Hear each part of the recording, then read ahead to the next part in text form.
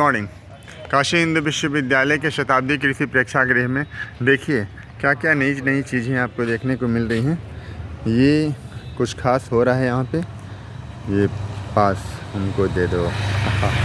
अब देखो डब्लू, ये आप देखो। अच्छा, ये टोपोग्राफी डे है। टोपोग्राफी डे है इसलिए ऐसा मनाया जा रहा है। यहाँ पे लिखा है this is the topography day 2023 celebration 26, 27 and 28 अक्टूबर 2023।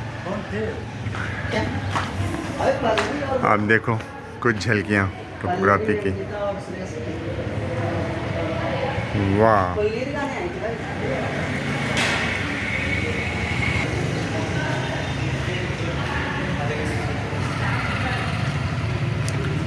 कैसे टोपोग्राफी ने अपना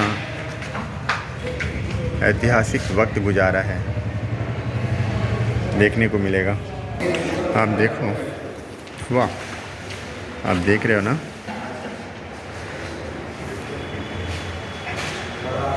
ये छातों पे एक तरीके से आप देख सकते हो। ये कलर है, द इम्पैक्ट ऑफ कलर। कुछ लिखा भी है, फिर भी बिखरते हैं हमारा।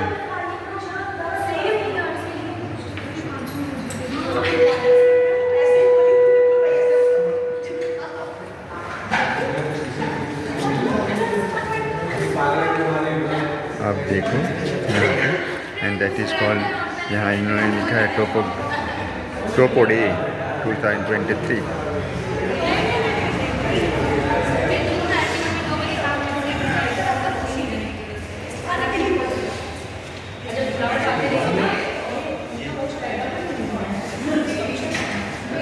चलते हैं अंदर में, देखते हैं क्या हो रहा है। कैलीग्राफी मैनुअल्स है। क्या है? Calligraphy manuals. तो ये अच्छा। अलग अलग लिपियों के कैलीग्राफी सीखने के लिए बनाए गए मैनुअल्स हैं। ओके। तो जैसे हाँ, कोई जैसे भी ये देवनागरी है। हाँ हाँ। हिंदी, मराठी, नेपाली, संस्कृत लिखने के लिए यूज़ होता है। तो उसमें जो इंस्ट्रक्शंस हैं, अक्षर कैसे बनाने हैं और फिर कैसे सीखने हैं, बेसिक स्ट्रोक्स, पैटर्न्स वगैरह वगैरह। अच्छा, इसके माध्यम से हाँ। कोई भी बच्चा हाँ। ढंग से एक तरीके से सुलेख करना सीख सकता है। हाँ। सीख सकता है ना। हाँ। अच्छा, कुछ ऐसा भी बता सकती हैं कि इनका इम्पैक्ट हमारे साइकोलॉजिकल और सोशल लाइफ में कितना पड़ता है जब हम अच्छा लिखते हैं? तो कुछ थोड़ा सा इस पर विवरण। वीडियो तो आप लीजिए नहीं, सॉरी। ओके, ठीक है। तो कुछ बोल सकते हैं सिंपली आप, वैसी चीज़ है जो बता रही हो कि आप ऐसा लिखोगे तो you will be feel like that. ठीक है।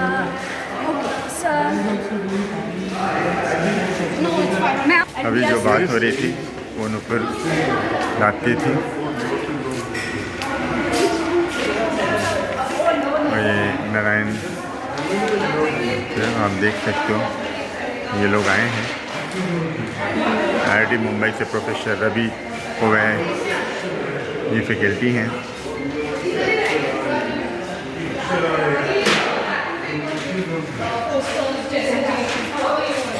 आप ये देखिए, द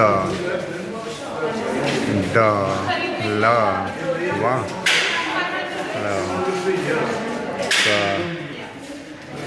श,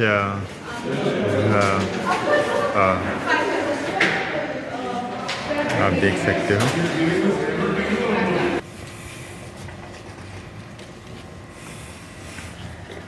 Good morning, everyone.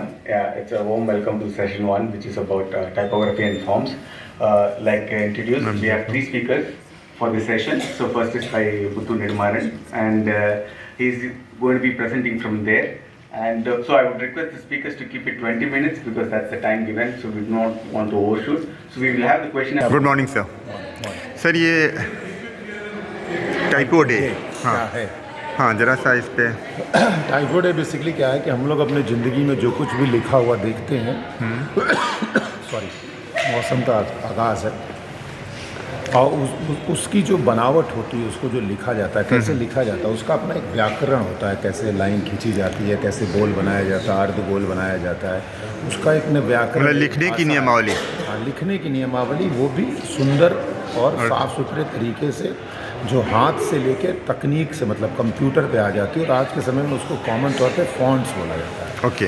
तो हम भारतीय फॉन्ट्स को कैसे बनाएंगे, कैसे काम करते हैं, क्योंकि भारतीय फॉन्ट्स के करेक्टर बहुत ज़्यादा होते हैं, अंग्रेजी के कम होते हैं। हाँ, तो और भारत में रीजनल लैंग्वेजेस और हैं, उनके करेक्टर और ज़्यादा होते हैं। राइट। तो इन सारी चीज़ों के ऊपर पिछले 2008 से IIT बॉम्बे एक वर्कशॉप कम कॉन्फ्रेंस कराता है अंतर्राष्ट्रीय लेवल की। Professor R.K. जोशी मेमोरियल है, बहुत बड़े प्रोफेसर थे कैलीग्राफी के IDC स्कूल ऑफ डिज़ाइन में, तो उनकी याद में होता है। तो इस बार उस कॉन्फ्रेंस को BHU होस्ट कर रहा है। पिछले 3-4 साल से प्रयास कर रहा था, लेकिन कोरोना के कारण नहीं हो पाया।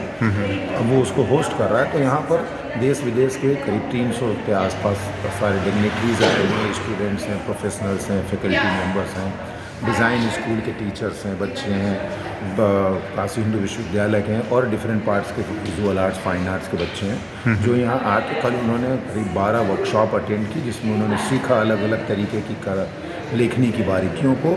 आज सुबह 80 घाट पे एक बहुत बड़ा आयोजन हुआ, उसमें उन लोगों ने कैलीग्राफी के ऊपर काम किया, उसका प्रदर्शन किया, माँ गंगा और बाबा भोलेनाथ और मालवी जी को समर्पित किया जो काम है। और उसके बाद ये 2 दिन अब जो विशेषज्ञ लोग हैं, जिनके रिसर्च पेपर सेलेक्ट हुए, जो अच्छा काम कर रहे हैं, करीब 80 के करीब रिसर्च पेपर आए थे, जिसमें से 20 सेलेक्ट हुए।